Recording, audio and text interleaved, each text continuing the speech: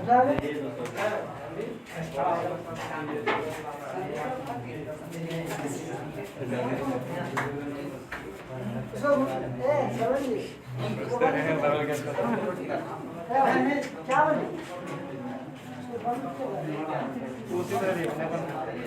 भागना नहीं, सब यहीं रहना।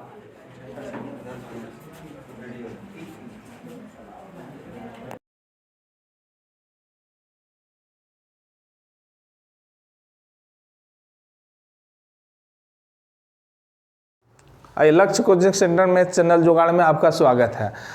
रिपब्लिक डे, 74वां रिपब्लिक डे एवं बसंत पंचमी सरस्वती पूजा का आपको ढेर सारी बधाइयाँ हों।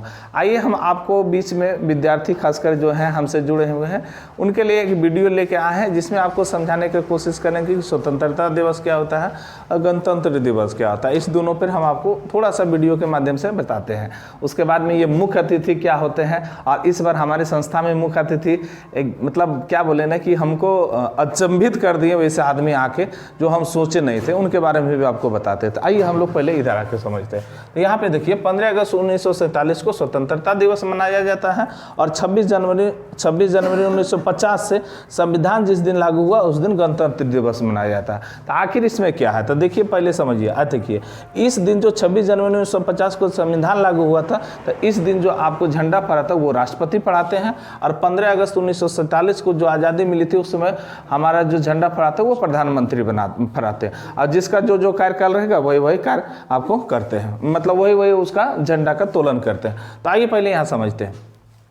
ये समझते हैं कि देखिए भारत अंग्रेजों का अधीन था, वो आज़ादी इतना आसान से नहीं दे दिया था हमारे, और जब भी देता था तो कुछ ना कुछ बात रख देता कि आपको परसों। एक देखिए ना, कभी किसी से पैसा लेना होगा बोलेगा परसों दे देंगे, आप परसों मांगने जाइएगा तो फिर 4 दिन के बाद जाइएगा, और जब उस पर चढ़ जाइएगा तो बहुत जल्दी वो देने की स्टार्ट करता है। तो वही यहाँ चढ़ने वाला बात किया था ये कांग्रेस अधिवेशन। देखिए कांग्रेस अधिवेशन लाहौर वाला, लाहौर के कांग्रेस अधिवेशन का अध्यक्ष जवाहरलाल नेहरू ने किया था, और उसने इस बात को बहुत अच्छा से जानता था इतना आसानी से आज़ादी हमको नहीं मिलने वाला है। तो उसने क्या किया था कि 26 जनवरी 1930 को एक झंडा रावी नदी के तट पे जाके गाड़ दिया तिरंगा, और उसने कह दिया कि आज दिन से हम स्वाधीन हो गया, हम किसी का अधीन नहीं है। तो उसी दिन से मनाने लगा क्या, स्वाधीनता दिवस। यही स्वाधीनता दिवस कुछ दिन आगे चल के जब भारतीय संविधान लागू हो गया तो उसी दिन से हम लोग हो जाता है 26 जनवरी 1950 को संविधान लागू हुआ, तो यानी गणतंत्र दिवस मनाने का स्टार्ट कर देते हैं। तो यहाँ पे समझते आखिर क्या बात है, थोड़ा सा समझने की कोशिश करते हैं। तो देखिए यहाँ क्या हुआ कि जब इसके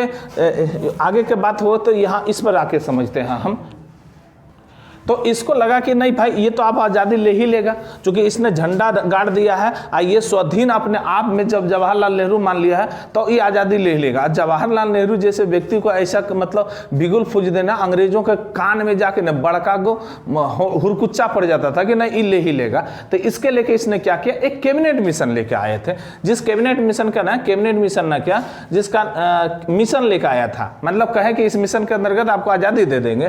तो उसके अंतर्गत भारत को बोला था कि अंतरिम सरकार बना लीजिए 1946 में, और उसके बाद बोला ये आप संविधान को गठन कर लीजिए, और गठन भी कर लीजिए, उसके बाद में आप इसके अंतर्गत आपको आज़ादी दे देंगे। तो सबसे पहले जो कैबिनेट मिशन भारत आया था 1946 में, उसका अध्यक्ष कौन था, तो अध्यक्ष था पेथिंग लॉरेंस, और 2 सदस्य उसका था जिसका नाम था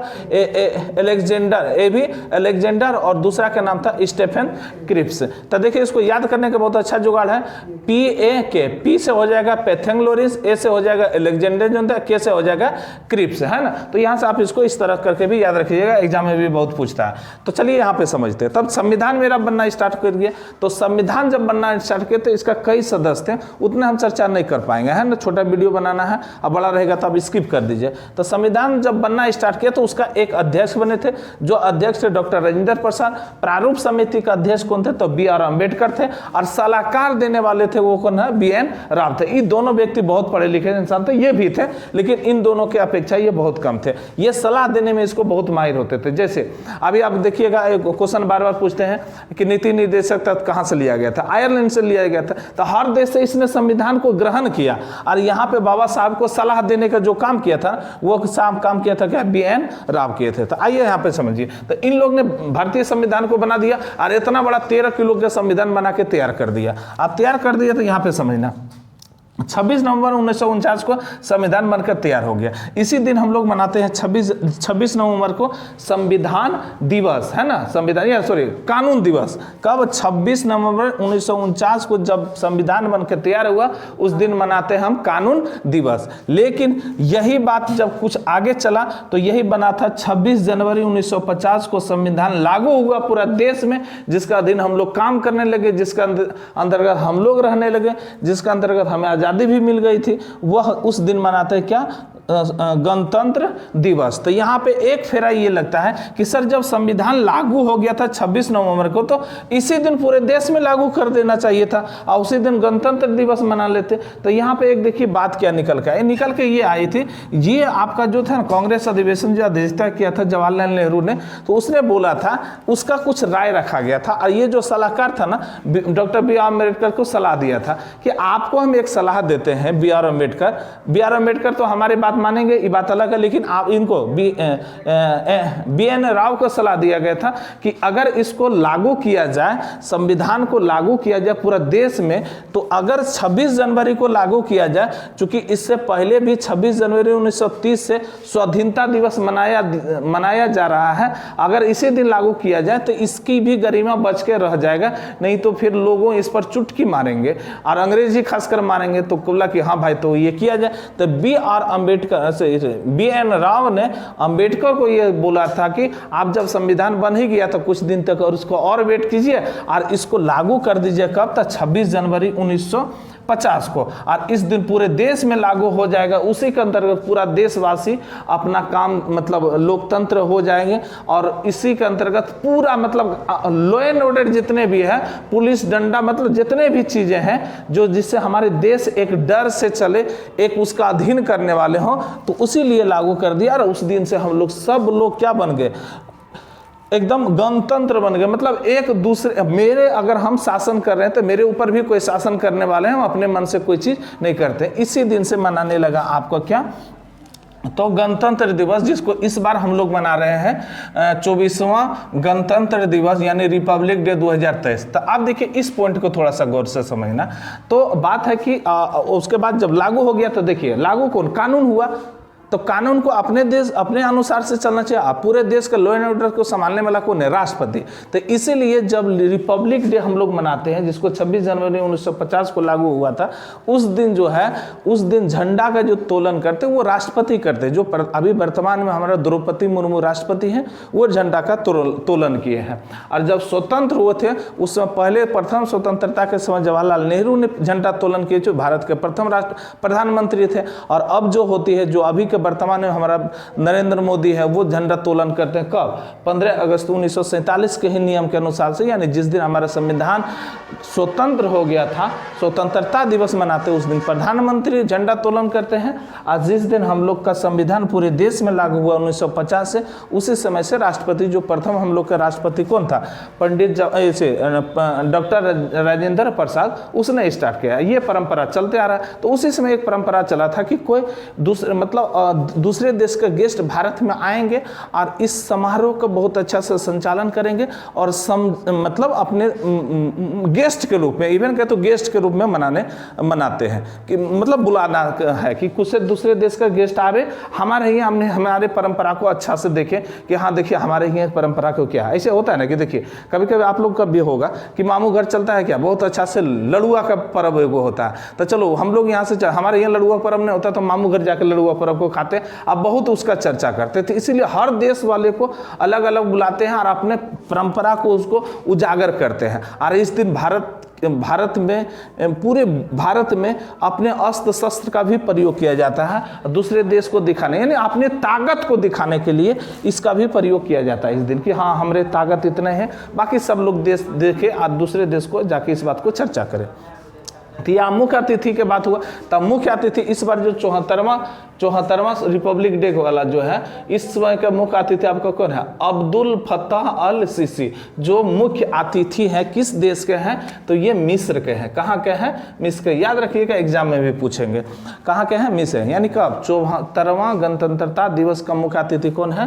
तो अब्देल फत्ताह अल सीसी। तो आप हमको बताइएगा, जब 26 जनवरी 1950 को संविधान लागू हुआ था, उस समय जिसमें गणतंत्र दिवस मनाया गया था, आप कमेंट में बताइएगा उस समय का मुख्य अतिथि कौन थे? तो देखिए, मुख्य अतिथि के बात उठाते, एक मुख्य अतिथि के बात बता देते हैं। कल हमने जब झंडा तोलन कर रहे थे, आप हमको तो बोल के भी शर्म महसूस होता है, और वो ऐसे सौभाग्य आदमी को हम कहते हैं, भाई कहाँ थे इतना दिन तक, जब आप रिटायरमेंट हो गए यहाँ से चकाई से, तब आप हमको शरण दिए हैं। इतने नेक इंसान थे कि रास्ते में अपने बच्चों को वो परेड कराते हुए जा रहे थे, और कोई मित्र हमारे थे, वो भी इसमें मुख्य अतिथि के ही रूप में आए थे, पंकज बाबू।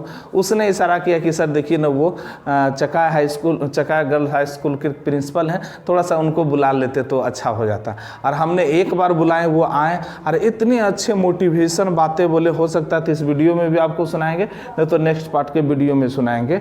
उनको तो तहे दिल से धन्यवाद देते हैं कि महान आदमी, महान लोग जो आप आए, थोड़ा सा हमारे भी संस्था को, गरिमा को बनाए के रखें, और आपके जरिए हमारे बच्चे लोग को बहुत सारे एनर्जी और ताकत मिले। उसने इतना अच्छा बात बोले कि बहुत सारा सवाल भी हमारे बच्चे से पूछे, और वो सवाल के भी जवाब हमारे बच्चे दिए, तो हम बड़ा गदगद हो गए। इसलिए हम कहेंगे हमारे से जो भी जुड़े हुए बच्चे, बाबू तुम खाली पढ़ने पर और कहीं इंटरटेनमेंट पर ध्यान नहीं दो कि चलो भाई इंटरटेनमेंट। हर जगह 15 अगस्त है तो 15 अगस्त के बारे में भी समझिए, बुझिए क्या होता, ताकि ऐसे संस्था जैसे कंपटीशन वाले संस्था में कोई भी मुख्य अतिथि के रूप में हम अगर अगला बार से बुलाने की कोशिश करें तो आपसे सवाल करेगा, और आप अगर हमको उनको जवाब नहीं दीजिएगा तो मतलब संस्था तो गरिमा जाएगा ही, मेरा भी जाएगा। वो मुख्य अतिथि आपको क्या सोचेंगे? जैसे कि इस बार मुख्य अतिथि हमारे प्रिंसिपल साहब थे, महिला बालिका उच्च विद्यालय चकाई के, और उसने आके एक सवाल बच्चे से पूछा था कि सर हम भी परीक्षा की तैयारी करते हैं